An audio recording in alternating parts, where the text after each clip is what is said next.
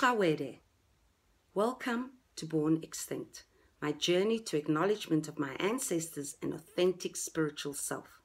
My name is Akwa. I am Khoi, or simply Khoi, a member of the First Nations of South Africa. This year is my story. Before colonization, the Khoi and the San governed their social structures by consensus, with women as equal partners and decision makers. Individual Khoi may assume leadership positions, including in healing, hunting, farming, trading, and teaching, based on their ancestral gifts, skills, and interest, but could never achieve great influence and power over others. Leadership was reserved for the elders and women. Colonization shattered these traditions, democratic practices, and consciousness. The colonizer found the selfless, classless equality mind-boggling. They instead found violent methods to force the Khoi to agree to giving up their land and lifestyle. When patriarchy arrived in the Cape, it imposed on matriarchs private marriages, forcing them into contractual reproductive servitude of tending to their husbands and bosses' every need. The colonial fascination with the Khoi and San women's bodies have left women like myself traumatized. The stigmatization, sexualization, and scientific experimentation on Indigenous women still persist in the world today. The violence of colonization had a devastating effect on Indigenous societies. The cultural and moral crisis they brought with them from these ships is lamented over endlessly. To be Khoi, loosely translated from Afrikaans, basically means a person of people, persons through people, persons for people. What that basically means is that all humans are equal and that no one person can ever dominate another. There's approximately 3.7 million Indigenous people globally, speaking more than 4,000 languages in 90 countries. As in the European Bible, Indigenous teachings describe how water, wind, plants, and animals were created first, while humans were created later. While the European God gives his humans superiority over the rest of creation and instructs them to tame and rule over the earth, the creator of Indigenous people give humans no such power. The Khoi and the San are not homogeneous, as perpetuated by Western academics, historians, anthropologists, and travel writers for the last 400 years. There is no such thing as Khoi-San. There's San people and then there's Khoi people. The Cape Khoi resisted the invader for 176 years. The deliberate and savage strategy of genocide of my ancestors through land dispossession, raids and massacres, indentured labor and slavery, trophy hunting and decapitation for European museums and art fairs, starvation, poisoning of water and blankets, coupled with European diseases like smallpox, measles, scarlet fever, yellow fever, whooping cough, dramatically reduced our numbers. It is a scientific fact that the Ataqua was one of the 3 nations of Indigenous people who survived the Ice Age.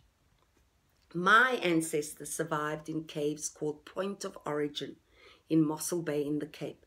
Remains going back 164,000 years were found there. We do not use the word tribe or band as it suggests that we agree with the vacant land myth as promoted by the settler, who insists that there were only a few people scattered around South Africa and that the land was essentially empty. In international law, being Indigenous acknowledges that the person's ancestors lived on that particular land before the arrival of new people.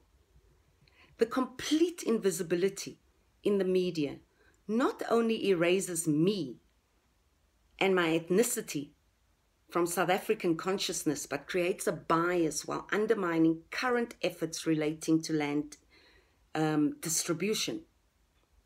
We believe that as the custodians of this land, we belong to the land. The land cannot belong.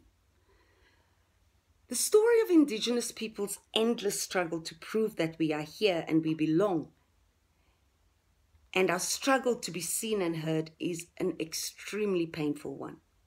The same is true for many Indigenous people globally. We are broadly defined as people who occupied the land before the arrival of the presently dominant group. Our invisibility are perfect conditions for the settler, who claimed that our land was vacant when they arrived. We know that the Cape was not discovered by Jan van Riebeeck and his East Indian Trading Company. We know that prior to his arrival, ships stopped over at the Cape, where they received refreshments and healthcare from Indigenous locals. According to Chinese and Attakwa accounts, the Chinese passed through the Cape from as early as 1421. From as early as 1601, there were people staying at the Cape trading station for between 1 week and up to 9 months. Before 1652, approximately 2,600 ships from 5 European countries carrying close to 200,000 individuals passed through the Cape. So just imagine this. You meet a random stranger. Mostly the stranger would be white. You get friendly to the point where you discuss each other's points of origin. Then the stranger says, "You're not supposed to exist." Or the history books said that you people died of smallpox. Or you're colored. All mixed race children are of white rape. But my personal favorite is, you don't look Khoisan. Your body shape is not Khoisan. In South Africa, apartheid's forced ethnic assimilation of the Khoi and the San into a group called Colored has left deep wounds of humiliation and shame. It was one of the deepest cuts, as it effectively de-Africanized us. This identity erased us completely. For us, being called colored was so much worse than being called vermin, dirt, or animals. New generations of our people have inherited their elders' deep trauma and anger about losing their land and their culture. I am one of those suffering intergenerational trauma after the barbarism of colonization. Over the next few weeks, we will deal with cultural genocide, dispossession, extinct languages, knowledge systems, medicines, lifestyles, burials, rights, intergenerational trauma, oppression and apartheid trauma, soul wounds and ancestral remains as art in vaults and museums in the West. Join me next time when I talk about growing up Khoi, Kaiga Gangs for your time, Cape of Storms, Table Bay, Falls Bay, Cape of Good Hope, Settler, it was not yours to take. I am Attakwa. I was born extinct.